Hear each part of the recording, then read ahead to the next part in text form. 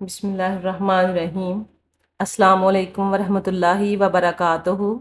محترم ناظرین، اسلام دین فطرت ہے جس کا ہر ایک حکم، ہر ایک نصیحت اور پیارے آقا صلی اللہ علیہ وآلہ وسلم کی بتائی ہوئی ہر ایک بات انسان کی بھلائی کے لیے ہے۔ بعض اوقات ہمیں کچھ احکام بظاہر عام سے لگتے ہیں، لیکن جب جدید سائنس صدیوں کی ریسرچ کے بعد ان کے پیچھے چھپی ہوئی سچائی کو سامنے لاتی ہے تو عقل دنگ رہ جاتی ہے۔ آج کی اس ویڈیو میں ہم ایک ایسے ہی حیران کن موضوع پر بات کرنے جا رہے ہیں کہ دھوپ میں بیٹھنا اسلام میں کیوں منع ہے۔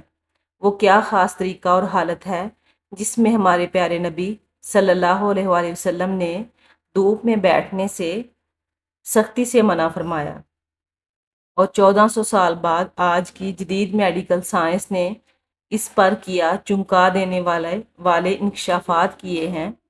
اگر آپ بھی سردیوں میں دھوپ میں بیٹھتے ہیں تو یہ ویڈیو آخر تک لازمی دیکھیے گا، کیونکہ یہ معلومات آپ کو بہت بڑے جسمانی نقصان سے بچا سکتی ہے۔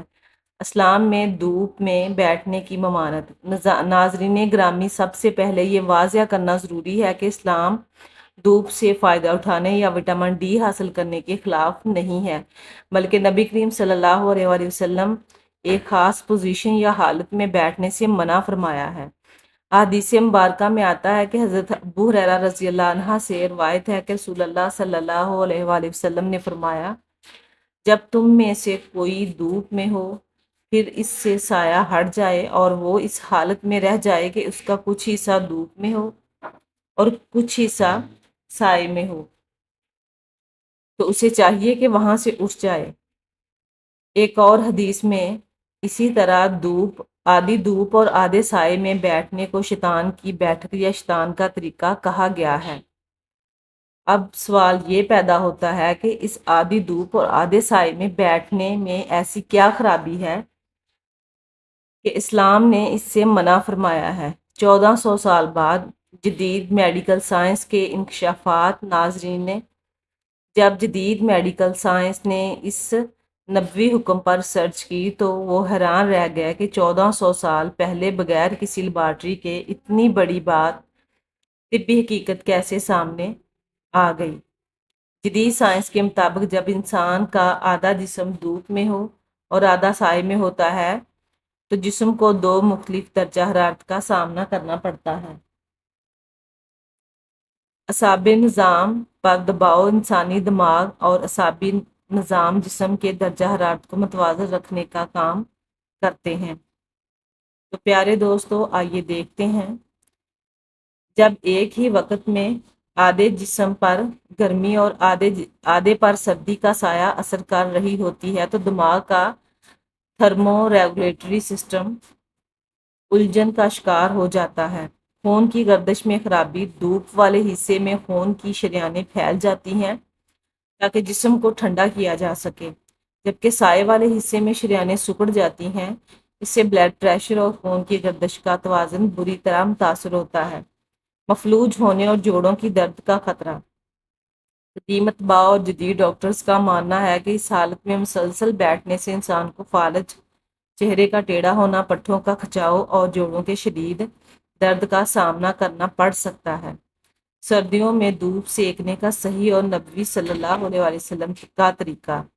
پیارے بھائیوں اور بہنوں، آج یہاں ایک بات اچھی طرح سمجھ لیجئے کہ اسلام ہمیں اللہ تعالیٰ کی دی ہوئی نعمتوں سے فائدہ اٹھانے سے ہرگز نہیں روکتا۔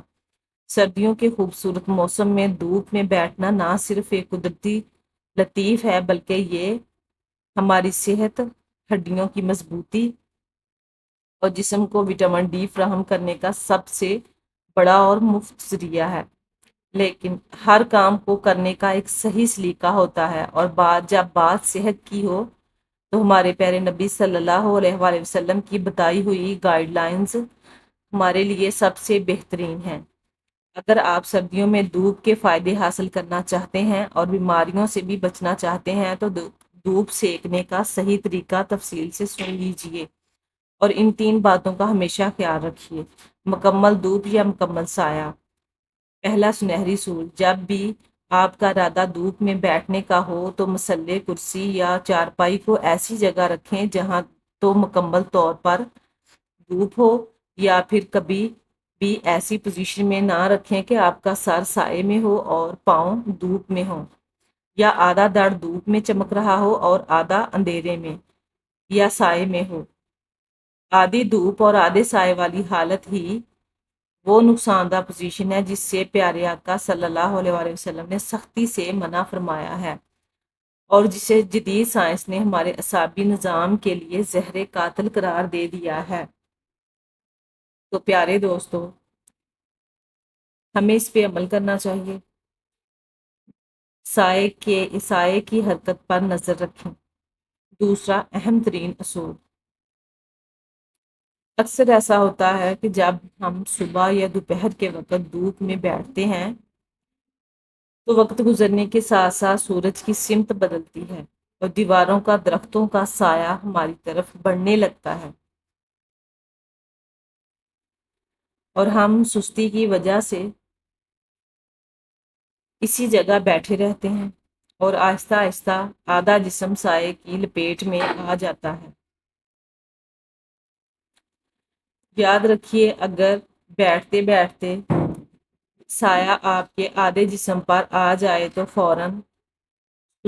فوراً سستی چھوڑیں اور اپنی جگہ کو بدل لیں، یا تو پوری طرح دھوپ میں آگے ہو جائیں یا پھر اٹھ کر مکمل سائے میں چلے جائیں۔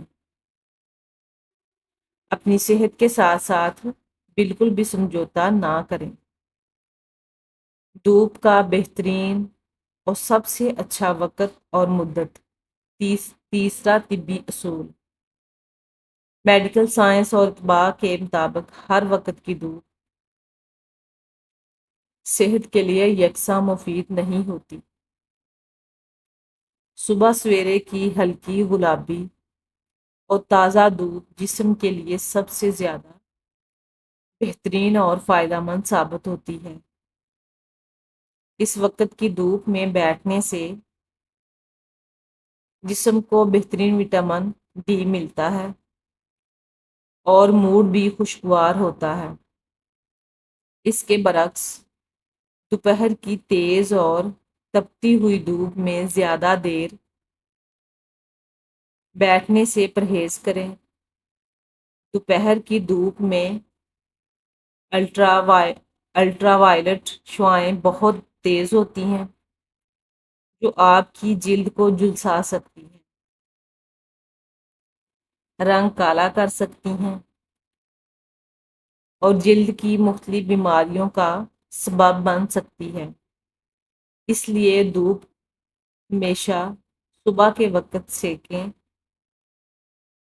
اور زیادہ سے زیادہ 15 سے 20 منٹ تک ہی دھوپ میں بیٹھیں۔ یہی صحت کا اصل راز ہے۔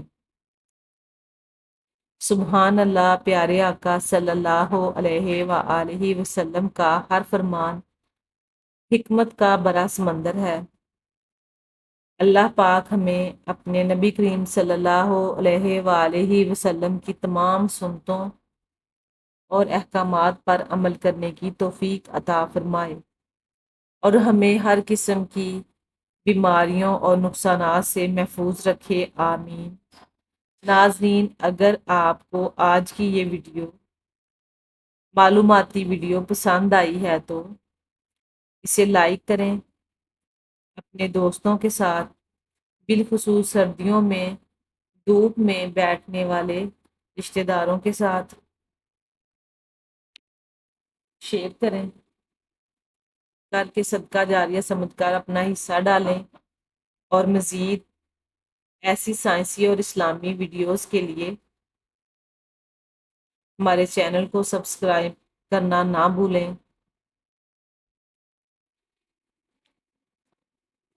اپنا بہت سا خیال رکھیے گا۔ ملتے ہیں اگلی ویڈیو میں، تب تک کے لیے اللہ حافظ، اللہ نگہبان۔